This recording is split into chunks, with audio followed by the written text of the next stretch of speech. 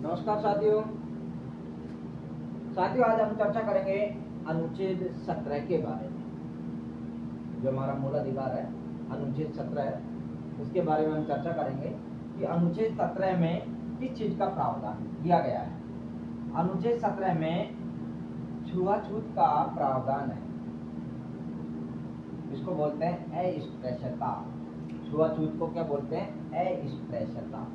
तो अनुच्छेद 17 में छुआछूत को समाप्त किया गया है, अर्थात अस्पृश्यता का अंत किया गया है, बिल्कुल समाप्त कर दिया गया है। अस्पृश्यता कब होती है? जाति के आधार पर होती है। किसके आधार पर होती है? जाति के आधार पर। जैसे उच्च जाति के लोग नीच जाति के लोगों के साथ गलत व्यवहार करना या उनको हीन दृष्टि से देखना, ठीक है, तो एक तरह से जाति के आधार पर उनके साथ भेदभाव करना, उनके साथ उठना बैठना नहीं, उनको अपने साथ खाने नहीं दिया जाना, मतलब इस तरह का जाति सूचक शब्द से उनको एक तरह से घृणित करना, अपमानित करना, वो सारे शब्द आते हैं। तो उसी के आधार पर, ठीक है, उस परिस्थिति को देखते हुए हमारे संविधान निर्माताओं ने अनुच्छेद 17 के तहत छुआछूत को समाप्त किया गया। तो 1955 में संसद के द्वारा, भारत की संसद के द्वारा एक कानून बनाया गया छुआछूत को समाप्त करने के लिए। तो जाति के आधार पर जो भेदभाव होता था, उच्च जाति के लोग जो नीचे जाति के लोगों के साथ जो भेदभाव करते थे, उस भेदभाव को समाप्त करने के लिए, क्योंकि लोकतांत्रिक देश है, तो लोकतांत्रिक देश है तो सभी लोग क्या होने चाहिए? समान होने चाहिए, क्योंकि हमारा मूल अधिकार है आर्टिकल 14 से 18, जिसमें हमें समानता का अधिकार दिया गया है। तो हम पूरे भारत के लोग क्या है? समान है। न कोई जाति के आधार पर, न कोई रंग के आधार पर, न कोई धर्म के आधार पर कोई भेदभाव कर सकता है। तो इसलिए तो लोकतांत्रिक देश है, तो लोकतांत्रिक देश में सभी लोग क्या है? समान है। तो समान है तो जाति के आधार पर जो भेदभाव है उनको समाप्त होना चाहिए। तो 1955 में संसद ने क्या किया? एक कानून बनाया, और उस कानून का नाम क्या रखा? अस्पृश्यता निवारण अधिनियम। एक एक्ट बनाया, एक कानून बनाया, ताकि कोई भी व्यक्ति जाति के आधार पर किसी भी व्यक्ति के साथ भेदभाव नहीं करेंगे या उनको अपमानित नहीं करेंगे।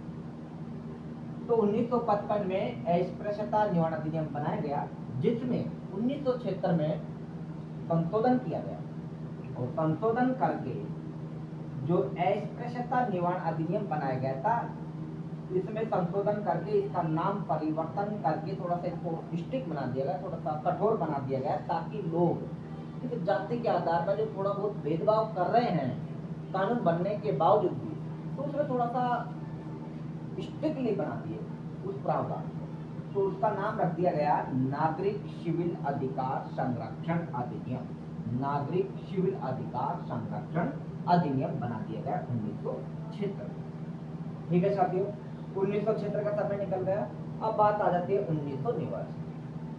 1989 में क्या किया कि संसद ने जो अस्पृश्यता जो एक्ट है, जो जाति के आधार पर SC ST के लोगों के साथ जो भेदभाव होता था, जो अत्याचार होता था, इसमें थोड़ा सा और कड़े प्रावधान किए गए।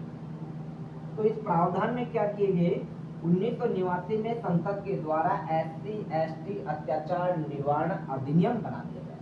1989 में इसको और टिपिकल बना दिया गया इस एक्ट को, और इसका नाम रख दिया गया SC ST अत्याचार निवारण अधिनियम। और इसमें थोड़ा सा स्ट्रिक्टली प्रावधान किए गए, थोड़ी सी सजा जो की गई वो थोड़ी ज्यादा की गई। 6 माह से लेकर के उम्र कैद का भी प्रावधान था।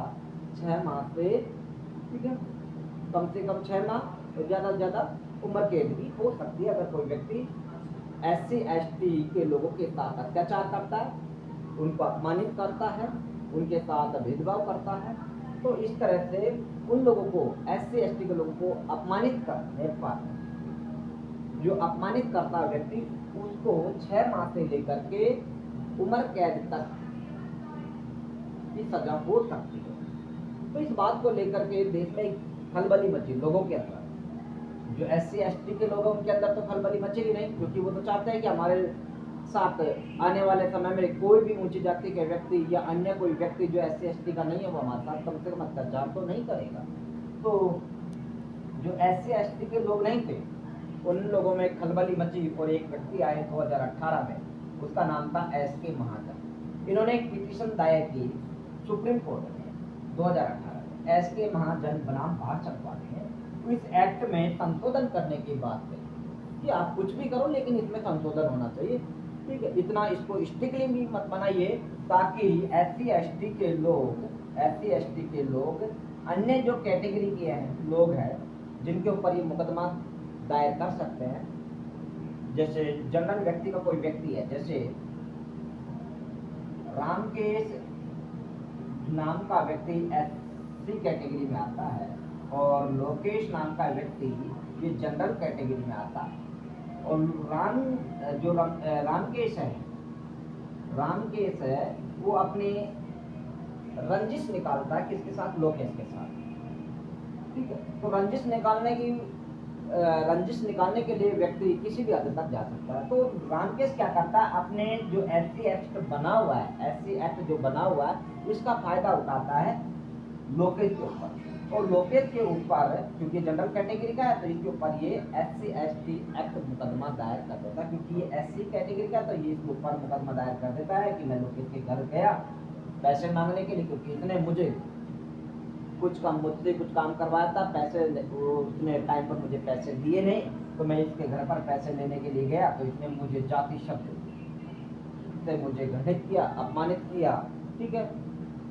तो ऐसे में क्या होता है, व्यक्ति गलत नहीं होने पर भी व्यक्ति को दोषी ठहराने पर मजबूर कर दिया जाता है। तो इसलिए सुप्रीम कोर्ट ने इस एक्ट के जो प्रावधान हैं उनको थोड़ा सा स्ट्रिक्टली कम करने के लिए, थोड़ा सा ताकि इनकी शक्ति कम हो जाए, तो इसके लिए इसमें संशोधन की बात कही गई, ताकि जो इसकी जो पावर थी जब बनाया गया था, जो SC/ST अत्याचार निवारण अधिनियम जो बनाया गया था, इसमें ज़्यादा पावर थी ताकि कोई भी सामने वाला व्यक्ति जनरल कैटेगरी का है, वो SC/ST का नहीं है, जनरल कैटेगरी में कोई भी हो, चाहे OBC का हो, जनरल का हो, ताकि व्यक्ति SC/ST का व्यक्ति उनके ऊपर मुकदमा दायर कर सके।